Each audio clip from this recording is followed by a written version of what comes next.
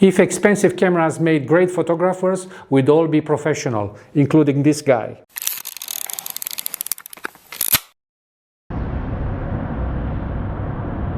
You think you need an expensive camera to take great photos? Not at all. An expensive camera will improve your photos, just not in the way you think. You'll get more resolution, better autofocus, cleaner shadows, and several new menu pages you'll never open. But it won't tell you where to stand. It won't notice the ugly lamp growing out of someone's head. And it definitely won't stop you photographing a boring subject in a beautiful detail. A better camera improves the file, a better photographer improves the outcome. Give me an old camera and I'll work around its limitations. I will use what I've got and I will still create a good photo. I gave my expensive camera many times to strangers to take a photo of me, and the results were still terrible. Bad framing, bad timing, enough to make me realize that this is not about the camera. But remember, expensive cameras are not pointless though. They are just very good at solving technical problems and completely useless at solving visual ones. The most expensive part of photography isn't the camera, it's judgment and its lack of visual intelligence. Everyone says the rule of thirds makes your photos better. It doesn't. The rule of thirds is not a law of photography. It's just a simple placement guide for beginners to avoid putting everything in the middle. People start believing that moving the subject onto an intersection automatically creates stronger photographs. It doesn't. If the subject is not visually important, changing its position won't make people automatically look at it. What actually controls attention is visual weight, not an imaginary grid. Visual weight is given by brightness, contrast, hierarchy, size, color, scale, and dominance. The rule of thirds tells you where something can go. Visual intelligence tells you why people look at it. Natural light has ruined more photos than flash ever has. Some people say natural light is always better.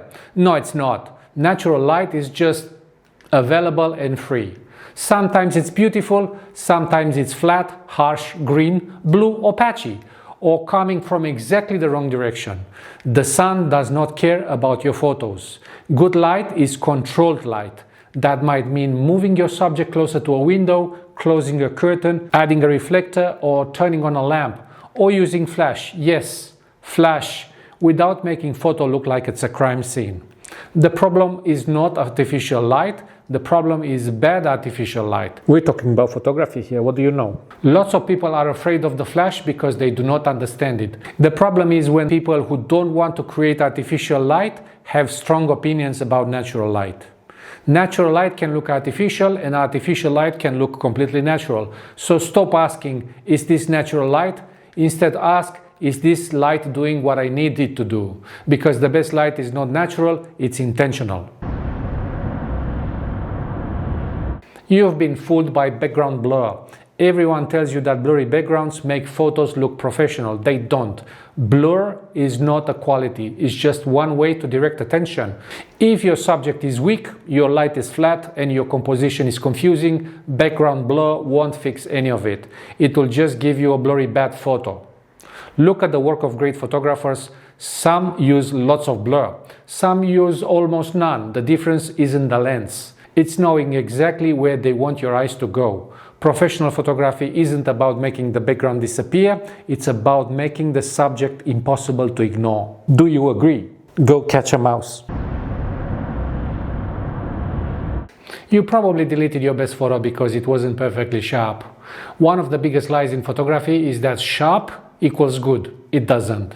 Sharpness is just one technical characteristic, nothing more. You can have a perfectly sharp photo that's completely forgettable. Bad light, no emotion, no timing, no story. Keep scrolling. Nobody has ever looked at an iconic photograph and said, wow, look how sharp that is. I still see home videos and cat compilations with millions of views, despite being completely blurry from so much copying from one regurgitated to another. Why? Because they play with your heart, not with your eyes. Even this guy agrees with me. I'd rather have a slightly blurry image of something incredible than a razor-sharp photo of absolutely nothing. So yes, learn to focus properly, just don't confuse technical quality with visual quality. They are not the same thing. As long as you can make me cry or laugh, I can forgive you for being out of focus. Just finishing this video gloriously and hoping that you haven't fallen asleep yet if you're still around. If you want to train your eye instead of just collecting photography tips, I put together a free Visual Intelligence starter kit. It includes several diagrams and practical exercises to help you start seeing differently. Grab it through the link in the description below, and I'll see you in the next video.